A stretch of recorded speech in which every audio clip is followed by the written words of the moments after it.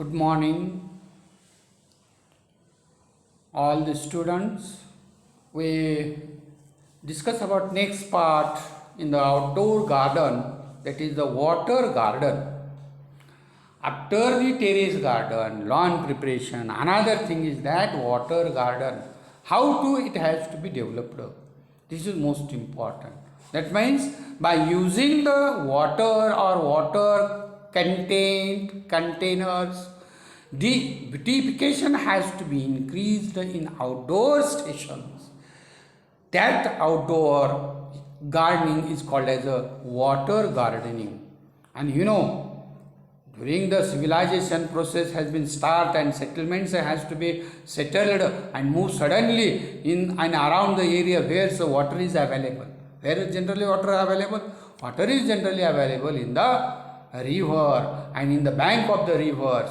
That is the most important. And that places the particularly all the peoples has to started there the settlement.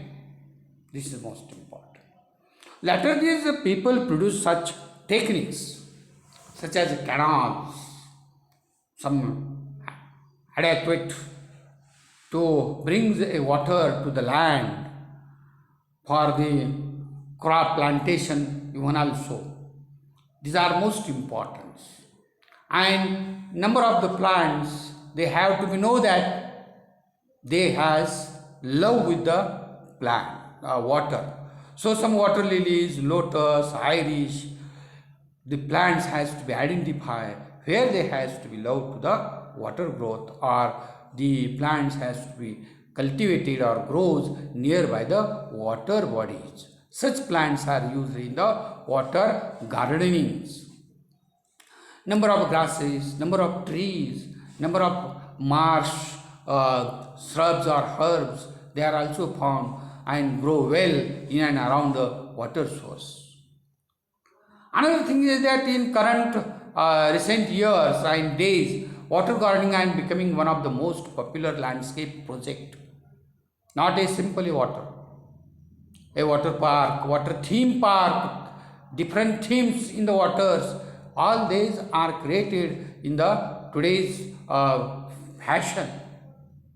So this water landscaping project is most important, and they can say designated or recognized to fit a virtual any existing landscape, and that places has to be recreated and recreation has to be done to becomes as one of the a beautiful place.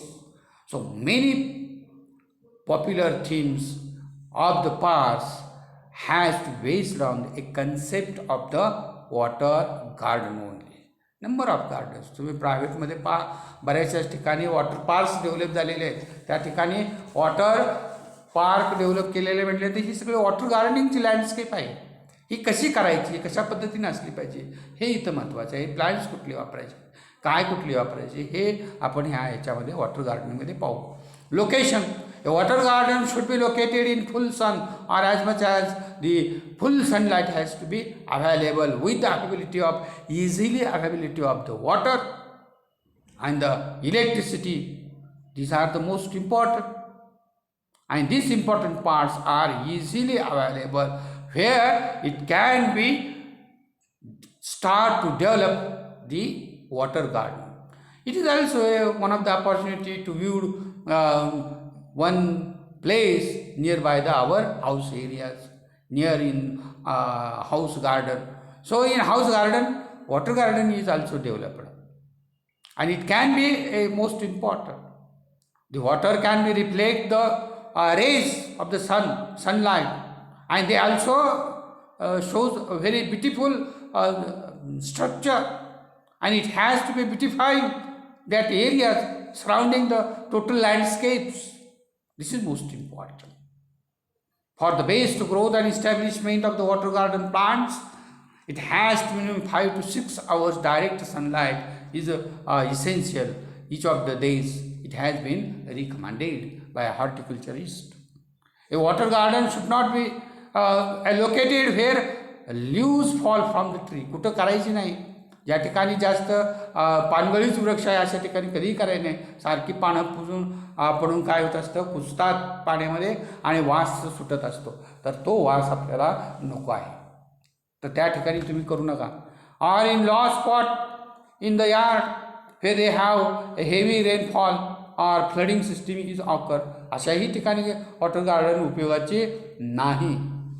आता काही theme park करतात बघा नदीच्या शेजारी, पण अलीकडे पाऊस जास्त पडल्यामुळे ते सगळ्या थीम्स ह्या काय होत असतात, वर्षानुवर्ष आता पाण्याखाली सांगलीच्या आता नदी किनारीची सांगलीजवळ आहे थीम पार्क, सगळी पाण्याखाली गेली 2 वर्ष आहे, काहीही करता आलं नाही. इन्फ्रास्ट्रक्चरला जेवढे पैसे गेले ते सगळे पाण्यात वाहून गेले, अजूनही करता येत नाही. तर दिस इज मोस्ट इम्पॉर्टंट. म्हणजे आपण काय करायचं आहे आणि आपल्याला काय केलं पाहिजे हे आपण काय केलं पाहिजे लक्षात ठेवलं पाहिजे, आणि कुठं केलं पाहिजे हेही लक्षात ठेवलं पाहिजे. दिस इज मोस्ट इम्पॉर्टंट. ह्या लोकेशन्स काय केल्या पाहिजेत पहिल्यांदा बघितल्या पाहिजेत, आणि त्या लोकेशननुसार काय केलं पाहिजे आपण पुढे गेलं पाहिजे. Design most important. We have to design the pond is utmost importance in the water gardening, and this design of the pond should like in account to that different types of the characteristics, and use some of the aspects. These aspects are very important. Size of the plant, shape, which plants are cultivated at the aging part, these are most important. The size of the pond is very important. Minimum size for the healthy balanced pond is considered to be about 50 square feet areas. म्हणजे किमान 50 square foot area असला तर water gardening तिथं चांगलं होऊ शकते. आणि depth of the water काय असली पाहिजे 18 to 25 इंचेस पाणी असलं पाहिजे त्याच्यात. Shape any formal or informal landscaping कुठलेही तुम्ही वापरा ना, शेपला काय फरक पडत नाही. शेप कोणती तुम्हाला आवडते किंवा त्या लँडस्केपिंगला कोणतीही व्यवस्थित सुटेबल आहे, ह्या पद्धतीने तुम्ही शेप आणि साईज त्याचा काय करा पहा, आणि त्या पद्धतीने आहे का. मोठ्या गार्डनमध्ये जर वॉटर गार्डनिंग डेव्हलप करायचं असेल किंवा ते वॉटर गार्डनिंगची थीम तयार करायची असेल तर त्यासाठी काय केलं पाहिजे की टोटल गार्डनिंगच्या ह्याच्यामध्ये लँडस्केपिंगमध्ये ते कसं दिसतंय हेचं काय केलं पाहिजे लेआउट तयार केला पाहिजे, आणि मग तो शेप तयार केला पाहिजे. मग तुम्ही फॉर्मली घ्या किंवा इनफॉर्मली घ्या. फॉर्मली म्हणजे काटेकोर कोणामध्ये, काटकोन त्रिकोण असं कोणामध्ये, आणि इनफॉर्मली कसेही वाकडे तिकडे पण दिसायला अनबुलेट असतील कसे असतील पण दिसायला ते सुंदर दिसले पाहिजेत, आयडियल दिसले पाहिजेत, जॉमेट्रिकली शेप आयडियल दिसले पाहिजेत. हे इथं महत्त्वाचं आहे. This is most important in the shape. Ageing material help the water future to merge the overall scheme of the garden. Using number of materials like bricks, rocks, the stale aging or wood around the pond can be used to accent the ponds. जी बाजू आहे, कडा आहे water गार्डनिंगची, ती बाजू compound wall न करता वेगवेगळ्या BRICS वेगवेगळ्या पद्धतीने वापरून त्याला शेप देऊन तुम्ही करू शकता, किंवा मोठमोठे रॉक दगड ठेवून तो ब्युटिफिकेशनचा पार्ट आहे, किंवा स्टील वापरून लोखंड किंवा इतर गोष्टी वापरून सुद्धा तुम्ही ते फ्रेम्स तशा बनवून घेऊ शकता. त्या पद्धतीनं तुम्ही काय करू शकता वॉटर गार्डनिंगच्या भोवती रॅम्प तयार करू शकता, आणि ते रॅम्प जे आहेत तेही रॅम्प पुन्हा आपल्याला प्लांटला ठेवण्यासाठी उपयोगी पडेल अशा पद्धतीने करा. आणि कन्स्ट्रक्ट करत असताना मटेरियल कोणतं आहे, कुठलं कॉस्टली मटेरियल आहे, कमी कॉस्टमध्ये कुठली बसणार आहे असं मटेरियल काय करायचं आहे हे आपल्याला सिलेक्ट करायचं आहे. आणि समजा ज्यांच्याकडे जास्त पैसा आहे अशा लोकांनी पैशाकडे न पाहता दिसते सुंदर कसं हे पाहिलं पाहिजे आणि कन्स्ट्रक्ट केलं पाहिजे. आणि मटेरियल तुम्ही कोणतंही वापरून चांगल्यातलं चांगलं मटेरियल वापरून तुम्ही काय केलं पाहिजे वॉटर गार्डनिंगची लँडस्केप केली पाहिजे. सॉईल नेहमीप्रमाणेच वापरायची आहे ती सांगितलेली आहे. आता वॉटर गार्डनिंगमध्ये म्हणणार सॉईल कुठून आले, तर जे काय प्लांट्स सबमर्ज्ड असतात, सबमर्ज्ड प्लांट्सला थोडी तरी सबस्ट्रॅटम लागत असते, ते काय केली पाहिजे आपण प्रोव्हाइड केली पाहिजे. त्या वॉटर बॉडीच्या तळाशी काय केली पाहिजे सॉईल त्या पद्धतीने इन्सर्ट केली पाहिजे. फार मॅन्युअर्स हे करून पूर्ण तयार करून अशी सॉईल आपण वापरली पाहिजे. त्याचा pH आणि वॉटरचा pH सुद्धा ऑप्टिमम असला पाहिजे, साधारणतः 6.5 ते 7च्या दरम्यान pH असला पाहिजे. फर्टिलायझर्स वापरत असताना फर्टिलायझर्ससुद्धा आपण चांगले वापरू शकतो. वेगवेगळी फर्टिलायझर्स आहेत ते, जेणेकरून NPK प्लांट्सला पाण्यातल्या चांगले मिळू शकेल. पाणी जे आहे ते गुड फिल्टर्ड सिस्टीम असली पाहिजे पाण्याची, नाही तर वर्षानुवर्ष तेच पाणी ठेवले स्टॅग्नंट राहिलेलं आहे आणि मग काय टाकलं काय आलं तरीसुद्धा सगळं ते कुजत येते, वास येत असते, ढासांच्या आळ्या होतात, डेंग्यू होते, मलेरिया, व्हॉटेवर. त्यामुळं पाण्याची काय असली पाहिजे, व्यवस्थित गुड क्वालिटी फिल्ट्रेशन असलं पाहिजे आणि way of one way, inter one way, outer असंही करून ठेवलं पाहिजे. त्यासाठी छोटे छोटे स्ट्रीम्स तुम्ही बनवले तरी चालतील, आले लक्षात. कॅनाल्स छोटे छोटे बनवले तरी चालतील. त्रिकोणी बनवा, चौकोनी बनवा, वाकडे तिकडे बनवा आणि मग मेन पॉन्डमध्ये ते सोडा. ते पाणी बाहेर जाईल, दुसऱ्या बाजूला आणा. That circulation of the water is most important for good quality of the water. Oxygen जास्तीत जास्त जसा पाण्यामध्ये मिसळेल त्या पद्धतीनं काय होईल की त्याची कॅपॅसिटी वाढत असते. असं पाणी वापरलं पाहिजे आपल्याला. दिस इज मोस्ट इम्पॉर्टंट. काही हे सगळं पंपच्याच आणि इलेक्ट्रिसिटी पाहिजे चांगली, त्यासाठी पंप्स विकत घेतले पाहिजेत. वेगवेगळे पंप्स विकून घेऊन पंपिंग करा. पंपिंग स्टेशनला व्यवस्थित जागा असली पाहिजे. पंप हे सुद्धा काय असले पाहिजेत, क्लीन्स करून वापरले पाहिजेत. नाहीतर ते वापरून गंजलेले पंप वापरून पुन्हा गंज का सगळं पाण्यात शिरून डिस्टर्बन्स वाढत असतात, pH वाढत असतो. That's is not possible and very dangerous to the plant growth. So such types has to be developed very well. Plants, कुठले plants, as the leaves and flowers of the aquatic plants die they should be removed.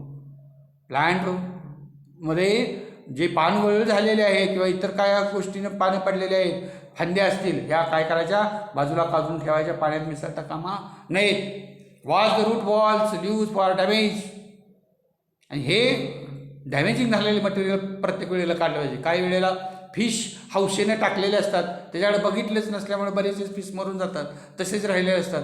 हे मेलेले fish किंवा त्याचे parts असतील किंवा insects असतील, हे इन्सेक्टचे पार्ट्ससुद्धा काय केले पाहिजेत, जाळी लावून असे बाजूला काढले पाहिजेत. आले लक्षात. काही काही प्लॅन्ट जे असतात सबमर्ज्डमध्ये किंवा मडी रिजनमध्ये येणारे लोटस असतील, कमळं असतील, ह्या ठिकाणी ह्यांना रिपॉटिंग करणं आवश्यक असतं. इट नीड रिपॉटिंग, म्हणजे सॉईलची काय करायची, रिप्लेसमेंट करावी लागते.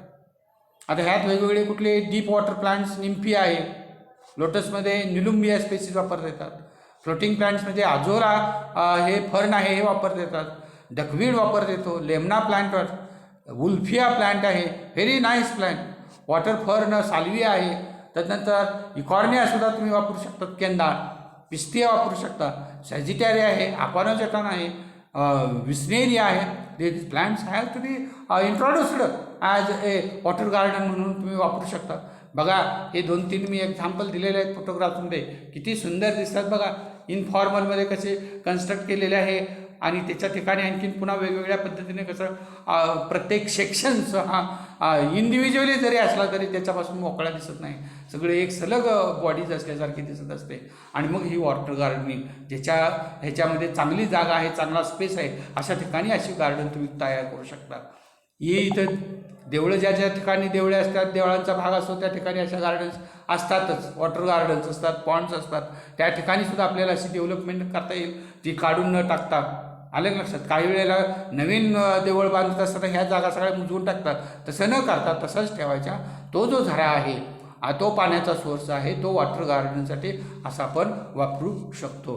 किंवा आर्टिफिशियली तुम्हाला जर खाली चांगल्या ही करायचं असेल तर ही तुम्ही शेवटचं जे पार्ट आहे तो शेवटचा पार्टमधली गार्डन तुम्हाला काय करता येईल, वापरता येईल.